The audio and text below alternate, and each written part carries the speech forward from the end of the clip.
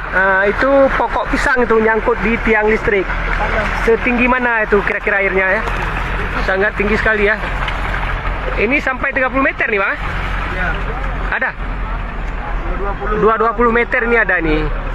Lihat nih. Sangat dahsyat sekali di pedalaman Aceh Timur ini. Airnya setinggi tiang listrik nih. Sejumlah pohon pisang juga nyangkut di tiang listrik. Dengan kondisi jalan yang begini berlumpur.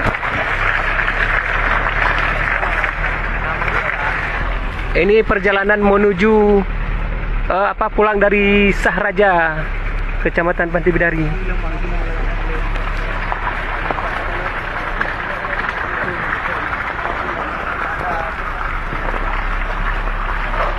Ini daun-daun pisang, pokok pisang nyangkut di tali listrik nih.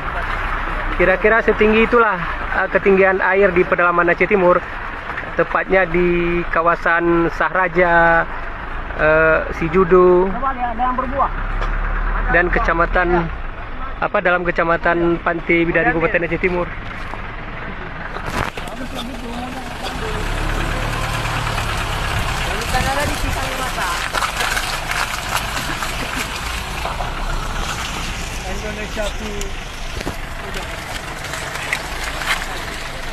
Ini salah satu pedalaman yang paling ekstrim diterjang banjir beberapa waktu yang lalu.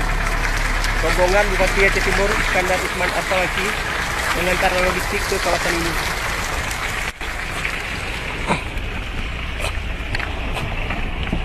Sejumlah bantuan yang diantar berupa pakaian, makanan, beras, tenda, kebutuhan bayi, obat-obatan juga turut diantar ke kawasan pedalaman Pantai Bidari Kabupaten Aceh Timur. Berarti udah sama nih.